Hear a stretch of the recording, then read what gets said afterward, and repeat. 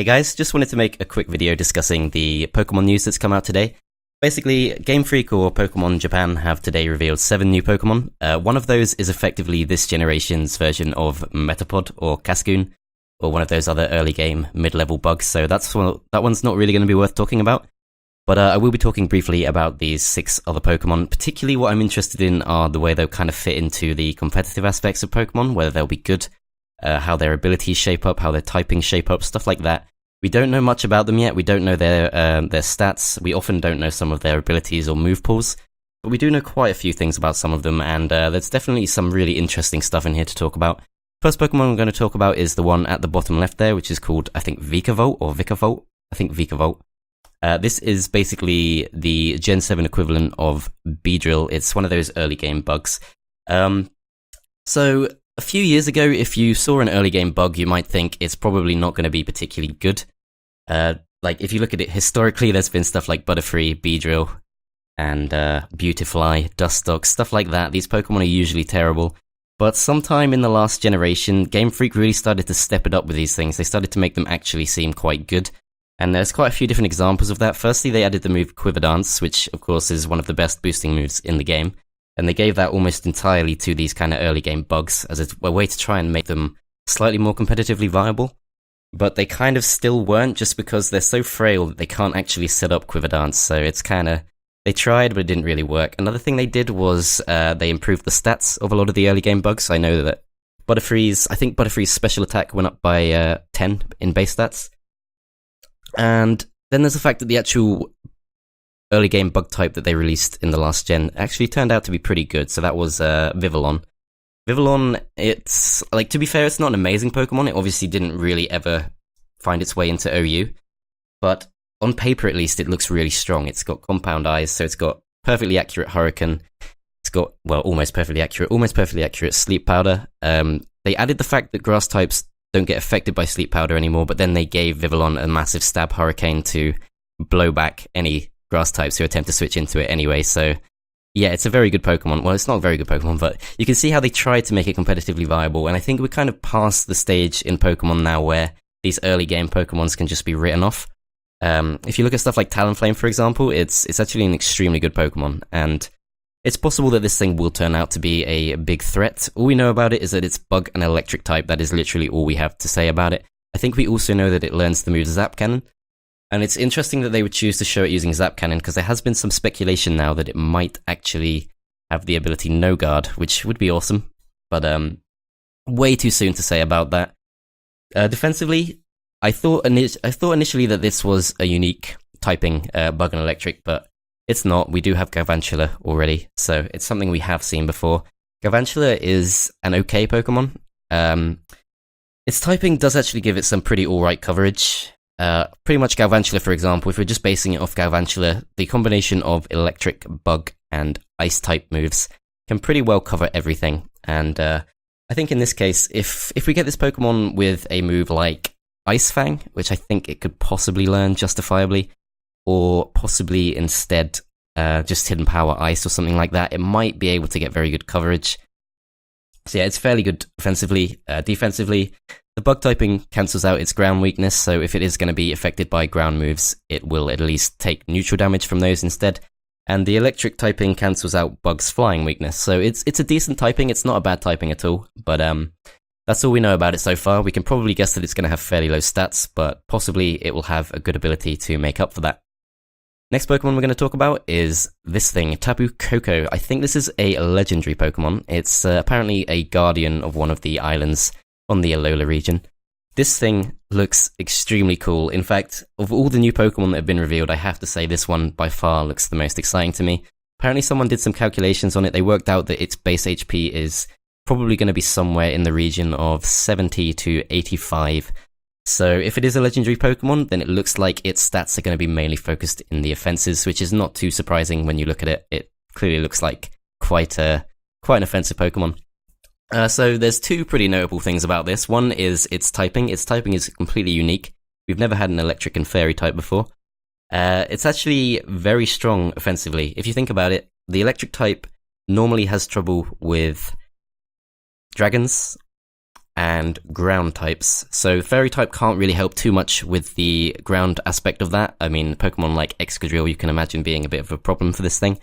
But it will cover the dragons absolutely fine, so this thing should be pretty free to cause a lot of damage with its stab attacks alone. And on the other side of that, you've also got the fairy typing, and some of the Pokemon that you'd normally switch into fairy types, like Volcarona or Talonflame, for example, they actually wouldn't be able to switch into this at all because of the electric stab. So offensively, it is a very good typing, and defensively, it's not too bad either. There's one really noteworthy thing about it defensively, which is the fact that it kind of gets around the fairy type steel weakness. So often a problem with fairy types is, you get Pokemon come in, they use a move like Iron Head, and that causes a lot of problems. In this case, the electric type cancels out the steel weakness, so it's only going to be weak to poison type out of the fairy type's normal weaknesses. So that's definitely pretty strong. You can imagine it being quite good against Pokemon like Bisharp, and depending on how fast it is, it could also be decent against like Talonflame and some of the other Pokemon that are really quite influential in OU right now. But what's even more interesting than its typing is its really amazing ability, which activates Electric Terrain when it gets sent out. Electric Terrain is not something you're going to be very familiar with if you only play single battles competitively like I do. But what it does is it makes your electric type moves 50% more powerful, and it also makes every Pokemon on the field that's on the ground immune to sleep. So that is actually really strong, particularly in double battles. In double battles, this thing could be amazing because it prevents sleep, so you can combine it with the new Pokemon that's ability is called something along the lines of Definite Sleep. If you, in theory, had those two on the field together, then the Pokemon with the ability Definite Sleep would actually be completely immune to status altogether. So that's quite an interesting little quirk. But what's more interesting overall is just the fact that your electric moves are going to be 50% more powerful from the moment you enter the field. You can imagine that combining with some of the more powerful electric types in the double battle metagame. And yeah, that could be really strong. I'm hoping this thing will stay in OU because it looks very cool, and I really hope it doesn't turn out to be too overpowered. But it might not be. We don't know its stats yet. It might not have particularly high stats. But its ability, even in single battles, is still really good, just because it kind of works sort of like Vital Spirit and Adaptability rolled into one, and both of those abilities are pretty good on their own, so definitely going to be very strong, particularly if it's backed up by its good typing and a good move pool too. And one final interesting thing about Electric Terrain is that it prevents the use of the move Rest, which I think would be more interesting on something that wasn't an electric type, because in OU at least, you don't really ever see the move Rest, and when you do, it's usually going to be on either Mega Slowbro or Suicune, both of which are probably going to be countered just by straight up attacking it with your electric stab moves. But yeah, it's still a really interesting move. I'm curious to see if it kind of stays on the field after Tapu Koko switches out, because if it does, you could imagine there being a really kind of strong combination of a powerful electric type and Tapu Koko with Volt Switch or something. So curious to see how that turns out. It's definitely looking very strong indeed. Next Pokemon we're going to talk about is going to be Drumpa. Drumpa is apparently it's dragon combined with grandpa or something, and that is what it looks like from the design. Apparently, supposedly, there's been some speculation that this thing might be an evolution for Dunsparce. I really don't think so. I've not actually seen anyone saying that directly, but I have heard that some people have been saying that. I highly doubt that's the case. It just doesn't look like it to me. I can't see any similarities in design between the two other than possibly the wings. But this thing is also quite interesting just because it has a completely unique typing in Normal/Dragon, which in terms of its defensive uses, it doesn't really have any. The normal type doesn't really do anything defensively anyway. It's kind of just it's neutral to pretty much every type there is. So the one thing that's interesting that the normal type does is it makes you immune to ghost moves. So that means Pokemon with a combination of Ghost Stab and any stab that fails to break through Dragon types will struggle against Drumpa. So that will be Pokemon like Chandelure, Fire type, Ghost type. Both of those are going to be walled by this. Grass and Ghost type, both going to be wall bait as well, so that's stuff like Trevenant and Gourgeist. And then there's also going to be Water and Ghost type, so that's Jellicent. So none of those Pokemon are particularly influential. But if this thing finds itself in the lower tiers, then it'll definitely be a very big threat, I think. But what's really interesting about Drumpa is its ability. We don't know much about it yet. It's called Frenzy. What it does is, Well, we don't know. We don't know how it's activated, but there's been speculation on it. One bit of speculation is that it works sort of like an inbuilt Patea berry. So once you find yourself on low health, it just kind of activates on its own, and you get a special attack boost, which could be pretty interesting, I think. But I don't think we know for sure that that's what it is yet. I kind of have a speculative idea of my own, which is that it's possibly going to be more like an inbuilt weakness policy. I don't think you get a +2 attack boost, but you might get a +1 special attack boost when you get hit by a super effective move. What we can see from the video that's been revealed of it on Pokemon Japan's channel is that I think it's fighting against a Dragonite. A Dragonite uses some kind of dragon move on it. It goes down to low health, and its special attack activates. So we could speculate that it's kind of like a virtual Patea berry, like an inbuilt into the ability Patea berry, but I'm not super confident of that. I think it's also possible that it's kind of like a weakness policy of sorts. So if a Pokemon uses a move on you that's super effective, like a fairy type move, fighting type move, ice type move, or dragon type move, Drumpa will get a special attack boost. That's one possible option. So either way, that's a pretty good ability. Could be pretty interesting. And offensively, this thing, it all depends to me. It depends whether this thing gets a fire type move or not, because if this thing's going to have any chance whatsoever of competing in OU, it needs a fire type move. The unfortunate thing about its kind of like natural stab attacking combo is that it's pretty hard walled by a lot of the Pokemon who are already kind of established as the top defensive threats in the game. So that's Pokemon like Mawile and Klefki with their awesome Steel Fairy typing, and Aegislash with its Ghost and Steel typing, stuff like that. If Drumpa doesn't have a fire move to deal with Pokemon like that, I really can't see it making much of an impact. So I think we have to, for now, really hope this thing gets a fire move. Otherwise, it could struggle to really influence things very much. But yeah, it's definitely going to be an interesting Pokemon. One thing about the ability Frenzy, obviously, I think it is just the translation from Japanese, but I would actually be quite disappointed if the only way to use Frenzy is to get a special attack boost. Because when you think about the two words Frenzy and Pokemon together, you're probably not going to think about like a dragon that looks like a grandpa, right? You're probably going to think about something else like Primeape or Taurus, or one of those Pokemon with the ability Anger Point, something like Glalie, something like that. So I think it'd be really nice if Frenzy turned out to be an ability that just boosts your stronger attack stat when you get hit by a super effective move, or when you go into low health. I think that would be far more interesting, because it would mean we could potentially see Pokemon that aren't Drumpa with that ability, which I think would be pretty interesting.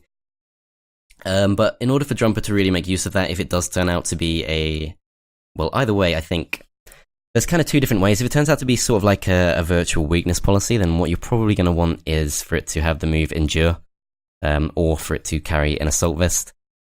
And if it turns out to be sort of more like a Patea berry, and that it activates when you just get to low health and doesn't matter what type of move you get hit with, which is probably more reliable if anything, then you're probably going to want to use something like Endure instead. So hopefully this thing will get Endure either way. But yeah, that's all we really know about Drumpa for now. We don't really know much about it, but it's definitely looking like a very interesting Pokemon. I hope it does turn out to be useful. If I had to kind of speculate on this thing's stats, I would probably go with low attack and low speed and high in all other areas. That's just what I'm leaning towards right now. I think to some extent you can often kind of judge Pokemon by what they look like, and to me that doesn't look like a very fast Pokemon. It doesn't look like a Pokemon that's going to do much attack damage. But it does look like a Pokemon it almost looks like a legendary Pokemon, so you can imagine it having pretty powerful special attacking moves or defenses. And that would also go well with the ability, particularly if it's just trying to survive hits through bulk alone so that it can activate its Frenzy ability. Next Pokemon we're going to be talking about is Bruxish. Now, Bruxish is a very interesting Pokemon, and there's been some people actually throwing around the accusation that this thing might be broken because of its ability Dazzle, which prevents moves with increased speed priority from hitting. So that's moves like Fake Out, Extreme Speed, Sucker Punch, stuff like that. These moves are all extremely dominant in both single and double battles, so you can see why people are a bit surprised by that. But I don't know, personally I've been playing Pokemon for most of my life, and it's only really in the past couple of generations that priority moves ever even got used. So I don't necessarily think that's going to prove to be broken or anything like that. It's definitely a great ability, But we don't know anything about Bruxish. We don't know if Bruxish is actually going to be a good Pokemon. Just from looking at it, I'd say its stats don't look particularly impressive. We don't know its stats, but to me that does not look like a Pokemon that's going to have particularly high stats. It doesn't look particularly fast, doesn't look particularly strong. So, I wouldn't just assume that this thing's going to be too powerful. I don't think that's necessarily the case at all. And particularly when you think about it in single battles, it really doesn't care about priority moves anyway. I mean, its ability will be useful for preventing things like Fake Out and Sucker Punch and Shadow Sneak. But then when you think about some of the other priority attacks that are dominant, it kind of resists all of them already. It resists Mach Punch, it resists Ice Shard, it resists Aqua Jet, and it resists Bullet Punch. So I don't think it's particularly important that it resists priority. Where it could be more useful is in doubles, if it prevents priority moves from both you and your other Pokemon on your side, for example. You could pair it with a Pokemon that really doesn't want to get hit by Fake Out or something, and that could work really well, actually. So I think definitely in doubles it could prove to be very interesting, but in single battles, I really highly doubt this thing would turn out to be broken. It's Water/Psychic typing. We've seen that many times. I can't imagine this thing having many advantages over the likes of, say, Starmie, or, well, Starmie offensively and Slowbro defensively. So I think if anything, this Pokemon's main quirk is going to be its ability. It's a very cool ability, but I wouldn't jump the gun and say it's going to be like some massively influential thing. What I do find interesting about Dazzle as an ability is the possibility that it might be given to some other Pokemon. You can imagine that there would be a Fairy type, for example, with the ability Dazzle, which in this case it would resist Bullet Punch, for example. That would be pretty good. I mean, there are lots of Pokemon with the move Dazzling Gleam. You can imagine at least one of those Pokemon might also get the ability Dazzle, which could also be very influential. It all kind of depends on what decision Game Freak makes with that stuff. And the next Pokemon we're going to be talking about, we're not really going to be talking about at all. These two Pokemon just don't look very interesting at all. We've got another Pika clone. This time it's called Togedemaru.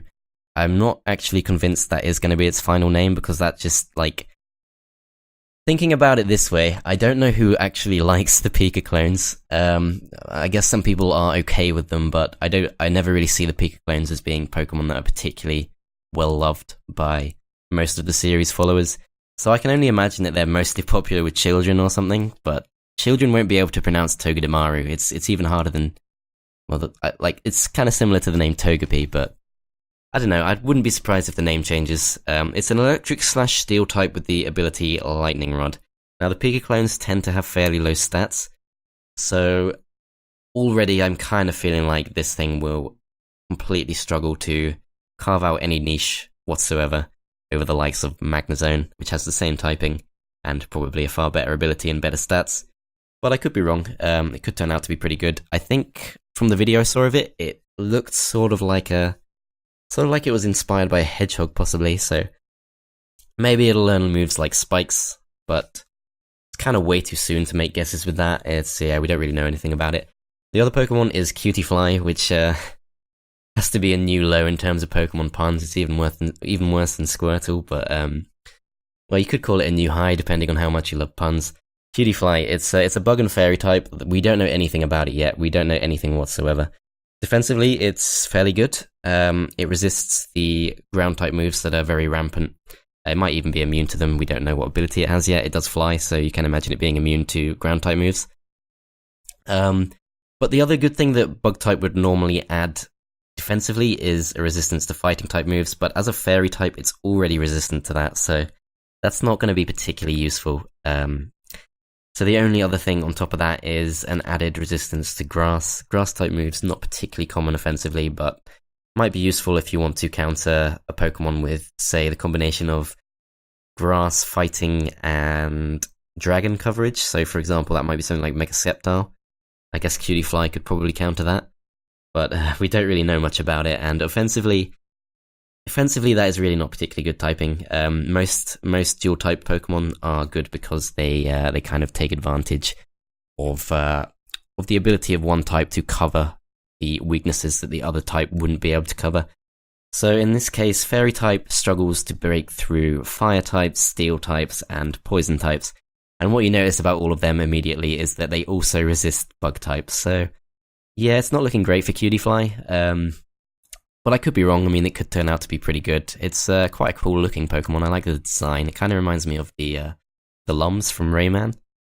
And that is pretty much all of them. There's also one more Pokemon, which is the Pokemon that evolves into Vikavolt. It looks like a battery. It's basically a Metapod. It's not really worth talking about, especially not if we're focusing on things competitively. But overall, I really like the new Pokemon designs. I think they look great. I really like the direction that Game Freak is going in. They are clearly trying quite hard to make as many Pokemon usable as possible, which I think is definitely the right decision. That's something that I personally really believe in. And in terms of their just design, as how they appear and stuff like that, I think they're all looking fairly cool. I haven't really seen any Pokemon designs yet where I thought, I don't like that, that looks stupid or something like that. So yeah, it's definitely looking really good for Pokemon Sun and Moon. I'm really looking forward to these games. And I suppose you guys are too. So I hope you enjoyed this video, and I will see you next time.